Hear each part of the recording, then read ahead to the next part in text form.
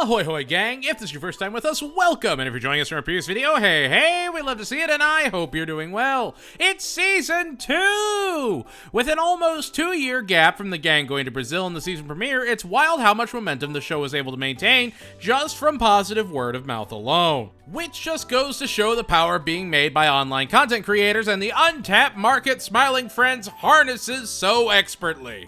But does the season live up to all the hype, and does it recapture the magic that made Smiling Friends Season 1 so enchanting? Well, there's only one way to find out, and 3 questions that must be asked. What worked, what failed, what intergalactic kidnappings will be curtailed? Enjoy the out-of-this-world view. It's time to review Season 2!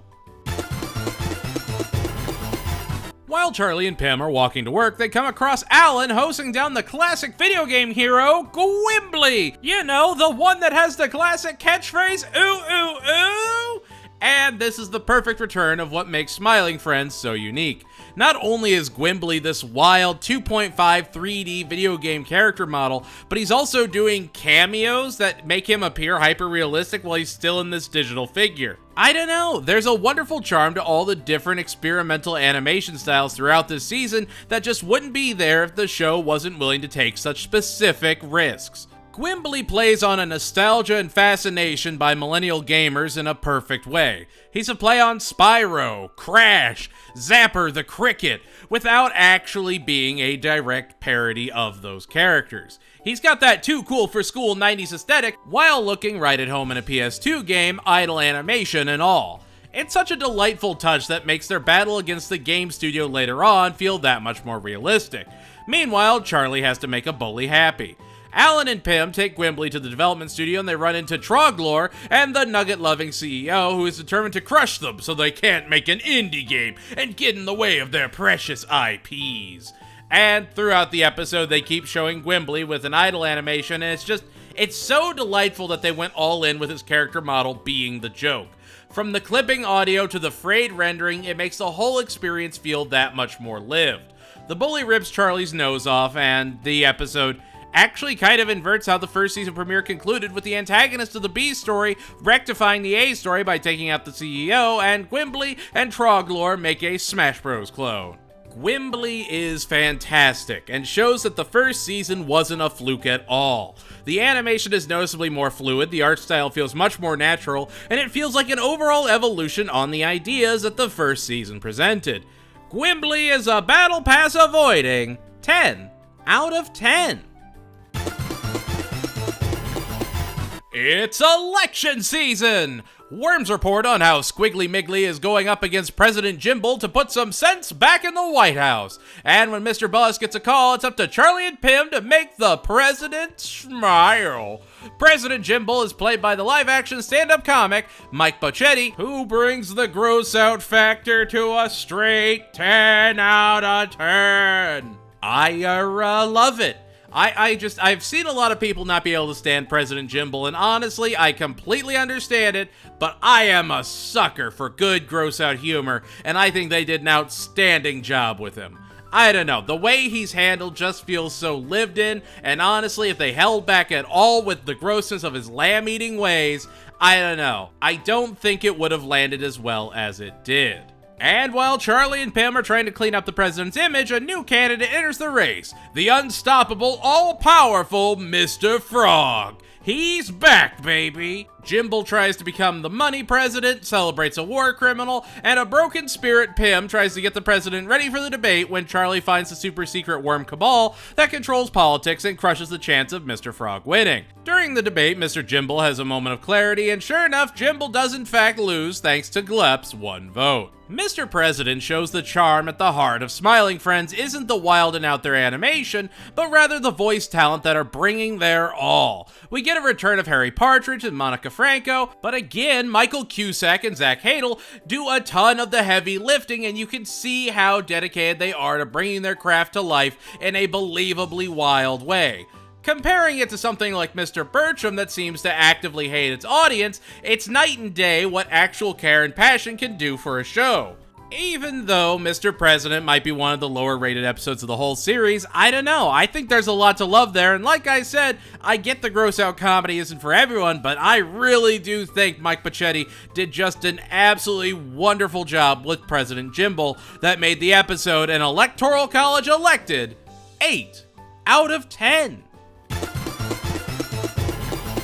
Hey, look, it's one of them fancy schmancy wild and out there animation episodes! Yay! Mr. Boss wants Alan to go and get some paper clips. Simple! If, of course, you were some sort of dumb idiot viewer that had dumb idiot viewer thoughts that this was going to be anything but a high-octane adventure of paperclip acquisition, while your landlord offers a very, very tantalizing proposition culminating in playing Burnout Revenge on the PS2.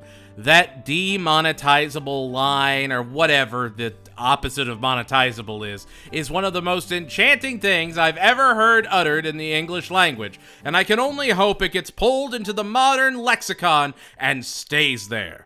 This episode is an absolute animation celebration. If anyone tells you that Smiling Friends is just a dumb Adult Swim show, show them a Alan adventure, where they're absolutely proven right until Alan goes on his aforementioned adventure. The show is knowingly dumb and knowingly wild and runs with it. It knows what its audience wants, which does include filling our bellies with diet soda and playing Burnout Revenge on the PS2. The animation is incredible. It blends 2D, 3D, stop motion, urinating Bigfoots, all of this into just one visual smorgasbord of peak quality. It's not an overly complicated idea, and it's great that Alan is at the center of it. I'm not going in depth because what's there to go in depth on? It's just genuinely gorgeous animation that you can tell they put a lot of passion and soul into as Alan gets paperclips. That's all it needs to be. My God, I'll take this over every cookie cutter cartoon any day. Just sit back and enjoy this episode and take in a show that really cares. A show that draws so much inspiration from so many unique ideas, from things like Clash of the Titans and One Piece to just, I don't know, probably a Staples commercial or something. I love the Spider Guy. That was great. All of it was great. Alan Adventure is a high C's 10 out of 10. Mr. Boss is getting married. Aww, and Jumbo's there. Jumbo is so cool, you guys. He's just the best. I'm so glad Charlie and Jumbo got to link up. So yeah, Mr. Boss is getting married to Brittany the Demon in a very special Halloween episode. Brittany is played by acclaimed voice actress Erica Lindbeck. And so yeah, the guys have to find out what Brittany is up to as she starts changing the office and draining the boss's life force. They learned from an online demon hunter played by the nostalgia critic, which is beyond on brand, and like that's just the charm of the show. This episode, and personally the Alien episode later in the season, show that they love incorporating internet personalities as much as they can, and it's just so wonderful to see. Joel Haver in the next episode, Nostalgia Critic here, Harry Partridge all over. I mean, even Erica Lindbeck, who has a giant filmography, including the new SMTV Vengeance, also plays Luna in Hell of a Boss and has one hell of a digital footprint. And because everyone actually wants to be there, the quality of their performances are just that much better. Look at Nostalgia Critic's response to being on the show, and you get a guy that genuinely seemed to love the experience. There's a care and respect in Smiling Friends that's just so critical to the show's success and so underappreciated. They go to take out Brittany, and sure enough, Jumbo's knife retracts in on itself as a joke knife, and Jumbo has shown he's far from fifth member material. The episode ends with Brittany taken out in an emotional friendship ballad from Mr. Boss. Honestly, I do appreciate that they didn't subvert expectations and make Brittany not completely evil all of a sudden, but I just wasn't that big of a fan of this episode overall. Don't get me wrong, it's still good, and I know my criticisms are absolutely personal taste, but I think I honestly like Mr. President more. The Boss Finds Love just never quite stuck the landing for me, but as a Halloween episode, I think it did everything it needs to do.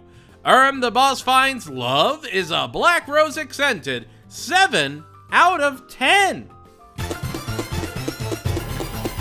After one of Mr. Boss's classic pranks and a desperate puppy face, Charlie and Pim agree to help a mad scientist, Professor Psychotic, smile by helping him with his egg homunculus studies. However, his loud exposition upsets his brother Doug for the last time and kicks him out. Doug would be played in rotoscope by acclaimed digital content creator Joel Haver. So good, SNL ripped him off. And this wacky episode is all about Professor Psychotic and Doug fixing their relationship and finally properly grieving the loss of their mother. It's a lot for an episode. Again, the animation is unique and the fight scene at the end of the episode is funny, having them switch animation styles, but overall it's just okay, I guess. There was never a moment where I was particularly moved or laughing really at all throughout the episode, and it's still competently made, don't get me wrong, but personally it felt like it just couldn't make its mind up on what the episode wanted to be all the way to the end. I don't know, it's the only episode of the season that feels like it never quite hit its boiling point and just sort of simmers for 11 minutes. And like, they all can't be bangers. That's an impossible standard for any show to have said of it, but like, it's still not great.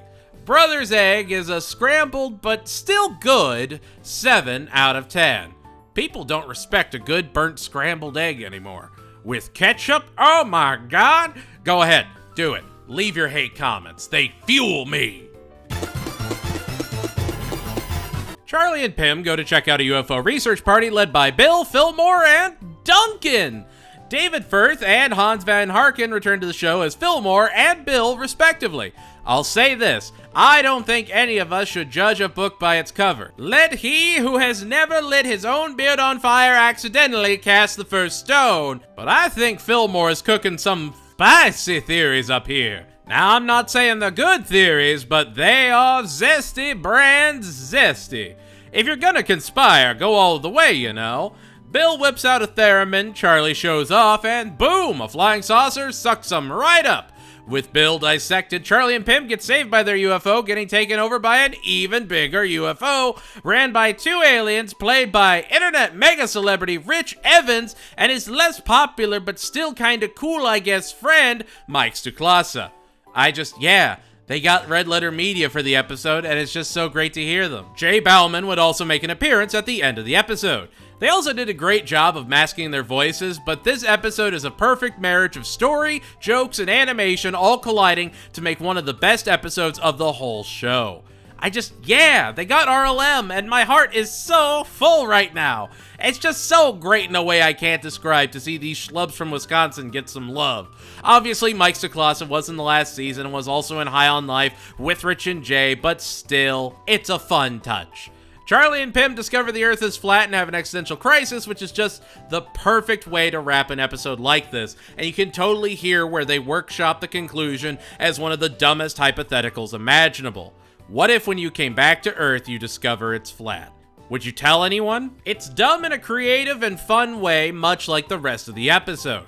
It's just Charlie and Pim get abducted and try and be a part of a space rager, and that's enough to make it one of the best episodes yet. Charlie, Pim, and Bill versus the alien is an out-of-this-world 10 out of 10, and no, I don't have better space puns.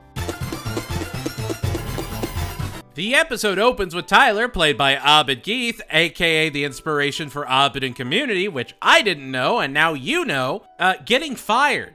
Yeah, he's gone now. Pim and Mr. Boss head to Spamtopia while Charlie and Alan babysit Mr. Boss's 18-year-old son, where Charlie calls Alan out for sucking on his nose back in the first episode. Spamtopia is basically a living wingdings realm where their one rule is you can't look anyone in the eye. They exchange money for a magical red jewel and break the one rule and proceed to beg for their lives when Pim finds out that his pen pal is actually the leader of Spamtopia. Their abolishment of all rules leads to a vaporwave total digital end of days for Spamtopia, and Charlie and Alan are forced to deliver some painful news, and Mr. Boss comes in clutch as Charlie and Alan mend their friendship. The magical red jewel is a lot. It's this digital chaos flying across the screen at all times that makes the episode a frantic yet calculated mess. AI could never replicate the energy of this episode without sending the viewing audience into an epileptic seizure until they were comatose. It's again got a very thorough idea of what it wants to be and realizes what it's trying to do with corrupting mastery. This is an episode that perfectly exemplifies how the show is controlled chaos. Again, if this was done wrong, if the warning screens weren't popping up like these were a bunch of MS spirits given life, it wouldn't hit the same. You can tell a lot of these designs were hand-drawn as dumb, creative ideas. They weren't just tossed together, and that little bit of charm makes the episode sing that much louder. It seems like an episode that they didn't put any care into, but the more you look, the deeper attention to detail there is. And the more you pay attention to the background, the more you notice the more background jokes there are that are so fast sometimes that if you blink, you miss them entirely, and that's just part of the charm. The magical red jewel is a worth it 9 out of 10. It's the Christmas special finale, yay! Charlie and Gleb make a horrid snowman because, you know, the worse he looks, the funnier it is. Oh, yeah. Rotten the Snowman would be played by legendary voice actor Dana Snyder. It's time for Master Shake to shine. Yeah! Pim tries to teach Rotten about all the joys of living, and then he finds out about the crushing grim reality that life and our time on Earth is limited. Existential dread, the spice of life. Bill Nye provides a delightful song about how death isn't scary until he hits power lines and turns into Brad Pitt from Deadpool real quick. They take Rotten to the top of a mountain so he'll never melt and cease his whole existence thing until a Yeti returns him with some very stern words. Rotten ends up in their freezer until they all take a delightful trip to the beach where Rotten meets his maker and becomes the ocean. It's the most patriotic Christmas special you've ever seen, and it's alright, it's not bad. Personally, I still prefer the first Christmas special finale, but overall, not bad at all. With a fantastic special guest star, a super solid finale story, and the inevitable crushing reality that death comes for us all, and just super stellar stop-motion animation, Pim finally turns green, delivers on everything it set out to do, especially turning Pim green. He absolutely does that. It's hard to compete with the energy of the last episode, but from a streaming perspective, I think Pim Finally Turns Green is the best come-down episode to wrap a season on. I couldn't imagine ending on something like Brother's Egg in comparison at all. And if you're gonna lick stamps and watch this show, I can definitely see this being the smoothest come-down and an adjustment back to reality, despite all the screaming from the snowman. Pim Finally Turns Green is a holly delightful 8 out of 10. And there we have it, that's season 2! Anything you think I was right on, wrong on? What was your favorite episode of season 2? Least favorite? Let me know in the comments below. And if you liked what you saw, make sure to like, comment, share, and subscribe. Season 2 was a great season of a show, still excited to experiment with new ideas and styles that showcase some real, genuine talent at play.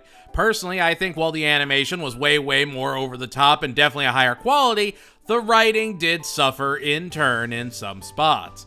Brother's Egg especially seemed like it never quite found its footing and just sort of treaded water for 12 minutes. Which, in a normal season run of like 22 episodes, an off episode here or there is totally normal and usually just gets brushed over, but when you have like 17 episodes total across 2 seasons, those small blips are much more noticeable. It's a series I'm glad is still getting love, a new season, and the recognition it justly deserves. You know what else deserves a new season and recognition? Royal Crackers! Boom! That's right, you watched this whole review just for me to turn into a Royal Crackers appreciation video. Oh, how you have fallen into my trap. I'm gonna add 3 hours to this just talking about why Royal Crackers is a must-watch, and you're going to finally appreciate this Adult Swim gem. Where Smiling Friends has a great animation style, Royal Crackers has beautiful writing, and you will appreciate both. Yeah, no. In all seriousness, they really are two sides of the same creative coin, and it's terrific to see a series like Smiling Friends get so much well-deserved popularity. Anyway, that's gonna do it here in the lecture hall, and if you want to support the channel and get content early, consider joining our Patreon or membership program. $2 a month and you can help us keep making great videos, and you even get yourself put on this incredible, groundbreaking list. Ooh, it's so fancy! Thank you all so much for watching. Like always, stay strong, stay you, keep fighting that good fight, and know that I will always believe in you. There's a new dawn coming in a new age, I can feel it. Goodbye everyone, and I'll see you all next time.